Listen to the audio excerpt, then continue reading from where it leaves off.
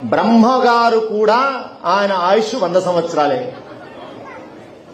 ఎట్లా అన్నారు? మన 100కి ఆయన 100కి తేడా ఉన్నది. బ్రహ్మగారికి 100 సంవత్సరాలు ఎప్పుడు నిండుతాయి అన్నారు.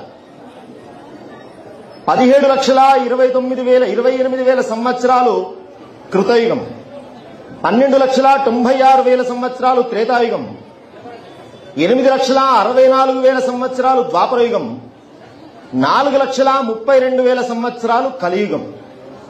ఈ 4 యుగాలు కలిపితే ఒక మహాయుగం అంటారు. అంటే దాదాపుగా 43,20,000 సంవత్సరాలు ఒక మహాయుగం. అట్లాంటి 71 మహాయుగాలు కలిస్తే ఒక ఇంద్రుడు, ఒక మనువు. అట్లాంటి 14 మంది మనువులు ఒక కల్పం. అలాంటి 14 మంది మనువుల కాలం బ్రహ్మగారికి ఒక పగలు. ఇక లెక్క పెట్టండి, క్యాలిక్యులేటర్లో కొట్టినా రాదు నెంబర్. బ్రహ్మగారి పగలది. మళ్ళీ 14 మంది మనువులు పోతే, 14 మంది ఇంద్రులు పోతే అదొక రాత్రి. అట్లా ఒక రోజు ఆయనకు. ఈ అట్లా లెక్క పెట్టండి ఆయన 100 సంవత్సరాల ఆయుష్.